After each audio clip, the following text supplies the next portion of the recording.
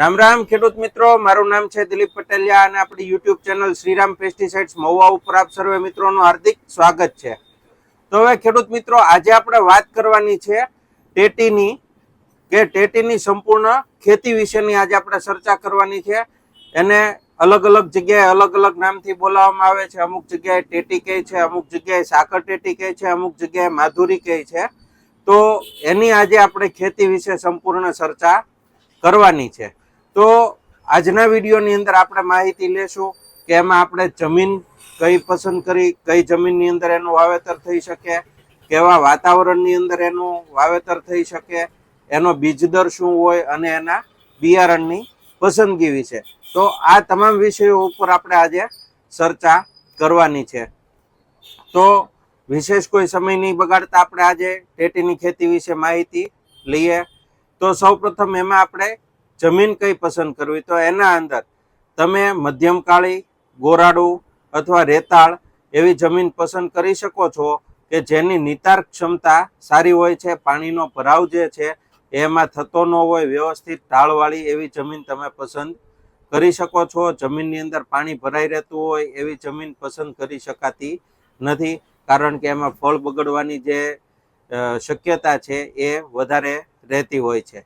હવે આપણે વાત કરીએ કે એનો વાવેતરનો સમય શું છે। તો ખાસ કરીને આ વર્ષ દરમિયાન વવાતી વસ્તુ છે, પણ જ્યારે વધારે પડતો વરસાદનો જે પીરિયડ હોય એ દરમિયાન અથવા જે ગરમીની મોસમ હોય કે જેના અંદર વધારે પ્રમાણની અંદર ગરમી પડતી હોય એ સમયે આનું વાવેતર થઈ શકતું નથી। અને ખાસ કરી અને આને નવેમ્બરથી લઈ અને ફેબ્રુઆરીના આ સમયગાળા દરમિયાન વધારેમાં વધારે વાવેતર કરવામાં આવે છે કે જેથી કરી અને એ ઉનાળાની શરૂઆતથી લઈ અને ઉનાળો પૂરો થાય આ દરમિયાન એનું હાર્વેસ્ટિંગ થતું હોય અને ગરમીની મોસમમાં ટેટીના ભાવ જે છે એ વધારેમાં વધારે રહેતા હોય અને એનો સારામાં સારો ખેડૂત મિત્રો લાભ લેતા હોય છે। એટલે આ સમયગાળા દરમિયાન તમારે એને વાવેતર કરવાનું રહેશે। હવે એક વાત કે જ્યારે તાપમાન 21 ડિગ્રી કરતાં નીચું હોય એવા સમય સંજોગોની અંદર ટેટીનું વાવેતર કરવાની ભલામણ કરવામાં આવતી નથી, કારણ કે જે તાપમાન છે એ 21 ડિગ્રી કરતાં નીચે જતું હોય ત્યારે એના જર્મિનેશનના પ્રોબ્લેમ આવતા હોય છે।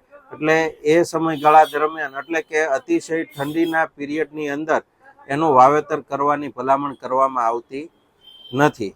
હવે પછી આપણે વાત કરીએ કે એમાં આપણે વેરાયટી કઈ પસંદ કરવી, તો એના અંદર અલગ અલગ ઘણી બધી પ્રકારની વેરાયટીઓ આવે છે। એમાં ખાસ કરી અને દેશી વેરાયટીઓ પણ આવે છે અને F1 હાઇબ્રિડ વેરાયટીઓ પણ આવે છે।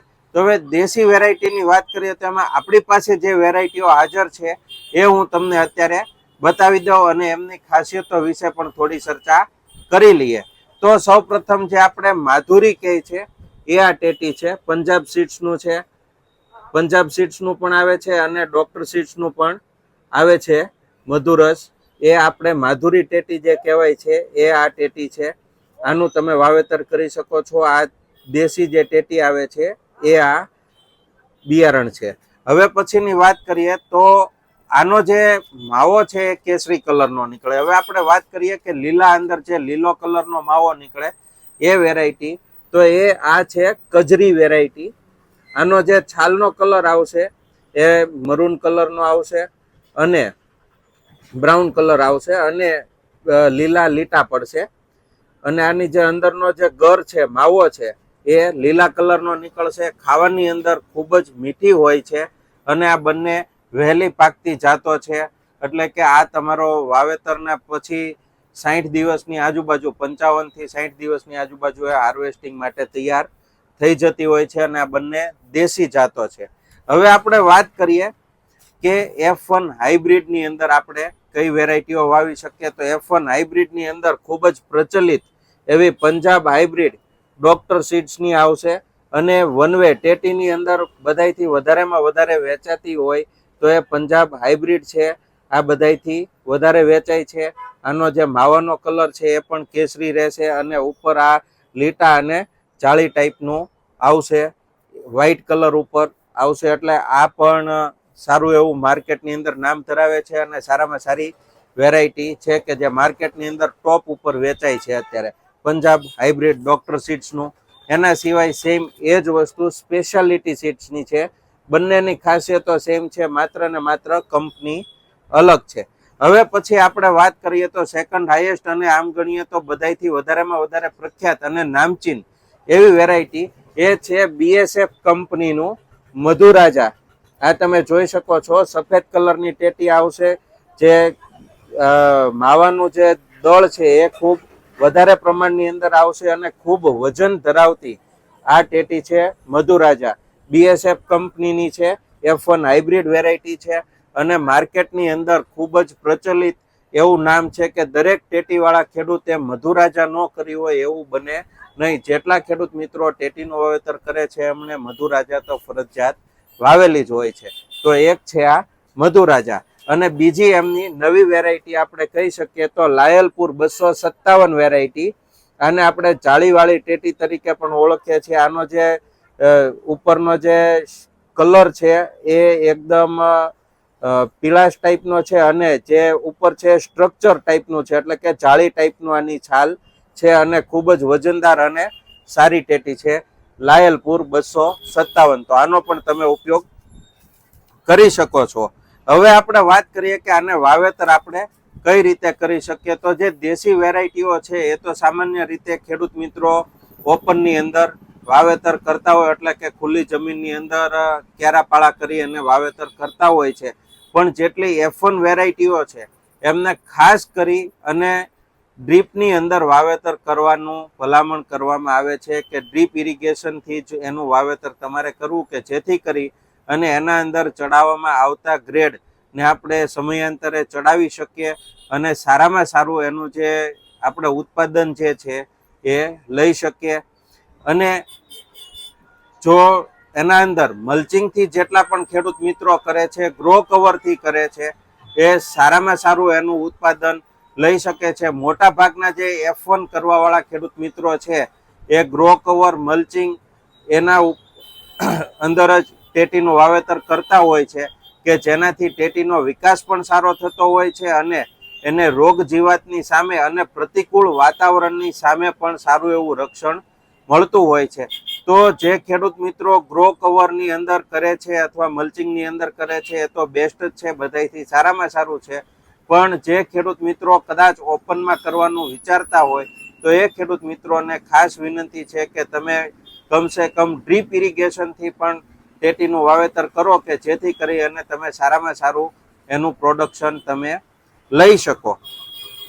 હવે આપણે વાત કરીએ કે આનો તમારે બીજ દર શું રાખી શકાય. તો જે સાદી વેરાયટી છે, દેશી વેરાયટી છે, એનો બીજ દર જે છે એ એકર દીઠ તમારે 300 ગ્રામનો રહેશે. અને જે F1 વેરાયટીઓ છે એ F1 વેરાયટીની અંદર બીજ દર જે છે એ 150 થી લઈ અને 200 ગ્રામ સુધીનો બીજ દર રહેશે. તો આજની મેં ટેટીની અંદર તમને જમીનની, વાવેતરની એ બધી માહિતી આપી છે. અને આપણે વાત કરીએ કે એમાં આપવાના થતા ખાતર, તો તમે પાયાની અંદર તમે દેશી ખાતર ભરી શકો છો અને મરઘાનું જે ખાતર આવે છે, કુકડાની જે ચરક આવે છે, એનો પણ તમે પાયામાં ઉપયોગ કરી શકો છો. એના સિવાય તમે સુપર જે આપણે આવે છે એનો પણ તમે ઉપયોગ કરી શકો છો. હવે પછી આપણે બીજો જે નેક્સ્ટ વિડીયો આવશે એના અંદર જે ટેટીની અંદર નાખવાના થતા વોટર સોલેબલ એટલે કે ડ્રીપની અંદર જે ચડાવવાના ખાતર હોય એના વિશે અને એમાં આવતી રોગ જીવાત વિશે આપણે સંપૂર્ણ માહિતીનો એક વિડીયો તમને બનાવીને આપીશ, કે જેના અંદર સંપૂર્ણ માહિતી વોટર સોલેબલ ખાતર અને એમના પેસ્ટિસાઇડ્સ અને એમાં આપવાના ન્યુટ્રિશન વિશે સંપૂર્ણ માહિતીનો એક વિડીયો હું બનાવીને તમને આપીશ.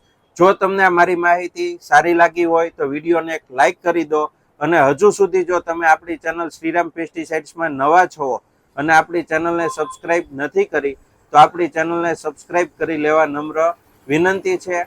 અને આ વિડીયોને તમે વધારેમાં વધારે તમારા મિત્ર સર્કલની અંદર શેર કરો, કે જેથી કરી અને એ પણ સારી એવી કૃષિ માહિતીનો લાભ લઈ શકે અને પોતે ઉત્તમ ખેતી કરી શકે. એ સાથે જ મને રજા આપો. જય જવાન, જય કિસાન.